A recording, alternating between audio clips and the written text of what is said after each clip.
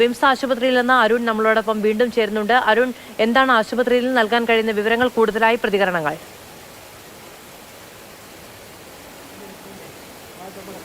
നമ്മൾ ഈ അപകടത്തിന് ഇരയായ ഒരാളിലേക്കാണ് എത്തിയതെന്നാണ് നമ്മൾ മനസ്സിലാക്കുന്നത്. എന്താണ് സംഭവം, എന്താണ് ഉണ്ടായത്? ചൂരൽമലയിലാണോ സ്ഥലം? ചൂരൽമല വീടാണ്. വീട്ടിൽ വാതൊക്കെ അടിച്ച് പൊളിച്ചിട്ട് വെള്ളം ചളി ഒന്നായിട്ട് വന്ന് തലക്കടക്കിന് വന്ന് ഇങ്ങനെ വാരൊക്കെ മണ്ണും വന്ന് അങ്ങനെ ഭയങ്കര വെള്ളത്തിൻ്റെ അടിയിലായിപ്പോയി ഞാൻ.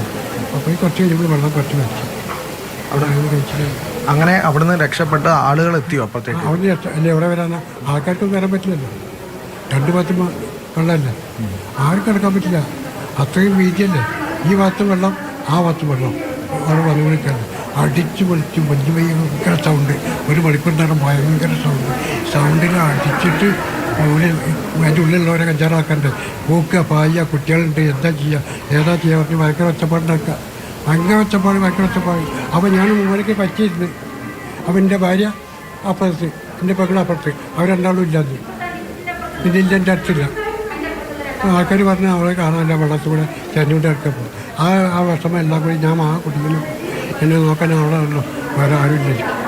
മക്കളുണ്ട്, പറഞ്ഞു കാര്യമില്ലല്ലോ, അത്ര കാലം ജീവിച്ചിട്ട് നല്ല വന്നിരിക്കണം പറഞ്ഞാൽ പിന്നെ വേണ്ടിയിട്ട് എനിക്ക് അവിടെ ഇവിടെയൊക്കെ പണിക്ക് ജീവിച്ചുകൊണ്ട് ഞാൻ എവിടെ വേണമെങ്കിലും എൻ്റെ പിന്നാലെ വരും.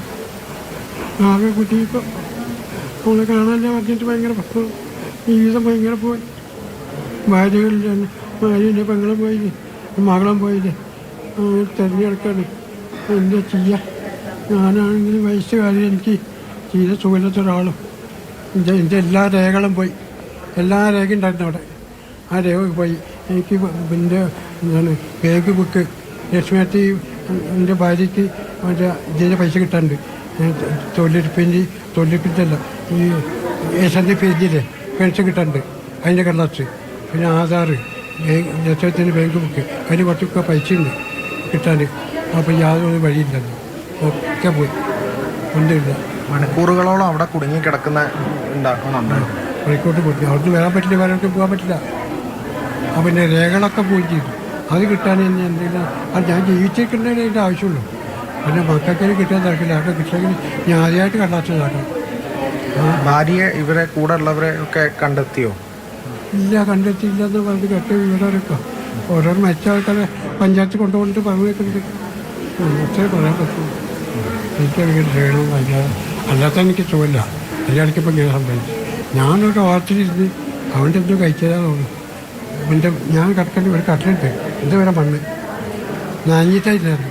മണ്ണ് 2 ദിവസം ഫുള്ള് മണ്ണ്, റൂമിൽ ഫുള്ളായി മണ്ണും കല്ലും. അവൻ അങ്ങനെ അങ്ങനെ കിടന്നു. ആ ചളിയിൽ കിടന്നു. ഇങ്ങനെ നേരം പഠിപ്പിച്ചു. നേരെ മറ്റേ ശേഷമാണ് ആൾക്കാർ വരുന്നത്. ഓരോരുത്തർ അങ്ങനെ ഇങ്ങനെ ഇട്ട് പഴക്കടി ഏതൊക്കെ കാണിച്ച് പാലം കയ്യിലൊക്കെ ഇട്ടിട്ട് വരും പല. അങ്ങനെ വന്നിട്ട് ഇന്നൊക്കെ ഉണ്ടായി. ഇത് ഈ മുണ്ടക്കൈക്ക് അരികിലായിട്ടുള്ള പ്രദേശം അല്ല, ചൂരൽമല തന്നെയാണ്. ചൂരൽമല ഇത് അവിടെ ഉള്ളിൽ വിട്ടി വന്നാൽ മതി. മുണ്ടക്കൈ അവിടെ പാലൊക്കെ പോയിരുന്നു. ഈ ഭാഗത്തെയും പ്രദേശത്തെ എല്ലാ വീടുകളും ഇതാണോ അവസ്ഥ? ചൂരൽമലയുടെയും താങ്കളുടെ ആ പ്രദേശത്തെ എല്ലാ വീടുകളുടെയും അവിടുത്തെ അടുത്ത വീടൊക്കെ പോയിരുന്നു. പിന്നെ ചൂരയുടെ അടുത്തുള്ള വീടൊക്കെ പോയിരുന്നു. ഈ മുണ്ടക്കായിലത്തെ തമിച്ചാണ്. എൻ്റെ വീട് മുണ്ടക്കായാണ്. അവിടെ ചെക്കനുണ്ട്, 2 പേര് കുട്ടികളുണ്ട്. ഞങ്ങൾ രണ്ടാളും ഇവിടെ മകളേറ്റ് വന്നാൽ നമുക്ക് ഭർത്താവ് പെട്ടെന്ന് മരണപ്പെട്ട് പോയതുകൊണ്ട് ഇവിടെ ആളില്ല പറഞ്ഞ് വന്നാൽ അങ്ങനെ വന്നിക്കാണ് അവിടെ.